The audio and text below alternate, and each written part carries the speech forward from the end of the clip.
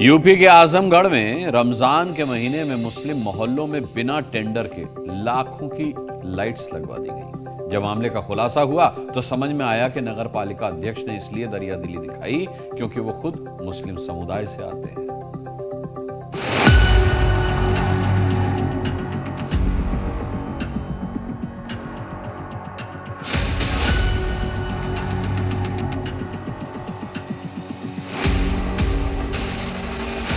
मैं बिल्कुल आपको आश्वस्त करा दूं 15वां-20 से वो टेंडर होके ऐसे ही कैसे कौन सा ठेकेदार टेंडर कर देगा, लाइट लगा लेगा, रिस्क ले लेगा, ये बताइए। जहाँ तक मेरी जानकारी है इसका किसी तरीके का कोई टेंडर नहीं किया गया है, ना ही राज्य वित्त से, ना ही 15वीं वित्त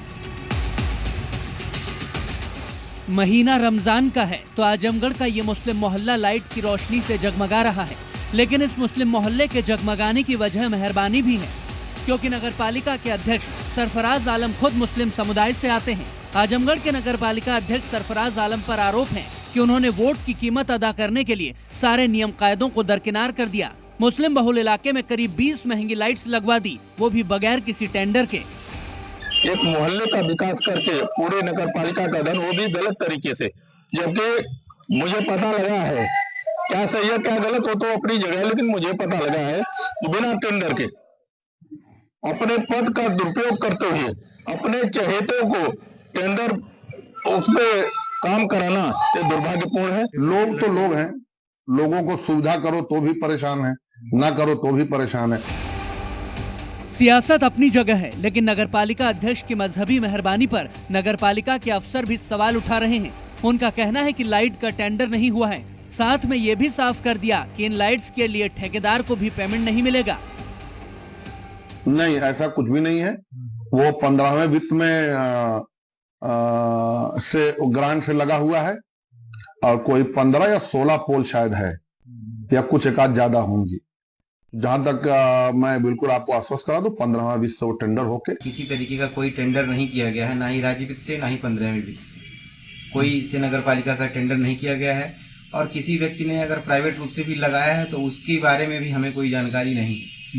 लगभग 15 से 20 पोल के आसपास में लगे हैं और अगर कोई संस्था लगाती है या कोई प्राइवेट व्यक्ति लगाता है तो वो भी हमसे एक बार संपर्क करता है। अगर नगर पालिका परिषद को नियम कायदे का पता होता तो शायद ये विवाद ही सामने नहीं आता। किसी शहर के सौंदर्यीकरण के लिए किए जाने वाले काम बिना टेंडर निकाले नहीं होते हैं। स्ट्रीट लाइट लगवाने का हो या नाले या सड़क का निर्माण करना हो, इन सभी कामों के लिए पहले टेंडर निकाला जाता है, फिर सबसे कम बोली लगाने वाले ठेकेदार को इसका काम सौंपा जाता है। जब काम खत्म हो जाता है तभी ठेकेदार को उसके लिए पैसे दिए जाते हैं। नगर पालिका अध्यक्ष सरफराज अब लाख दलीलें दे, लेकिन उनके पास इन बातों का कोई जवाब नहीं है। अगर लाइट्स लग गई तो फिर नगर पालिका अफसरों को ये कैसे पता नहीं चला? ऐसे ही कैसे कौन सा ठेकेदार टेंडर कर देगा, लाइट लगा लेगा, रिस्क ले लेगा, ये बताइए। किसी ठेकेदार को अगर ये पता रहेगा कि ये टेंडर मेरा नहीं है तो कोई रिस्क ले लेगा?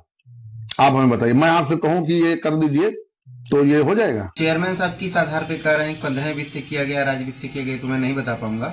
लेकिन नगर पालिका के अंदर या किसी भी सरकारी संस्था के अंतर्गत अगर कोई भी काम करा जाता है तो प्रॉपर वे में उसका टेंडर किया जाता है।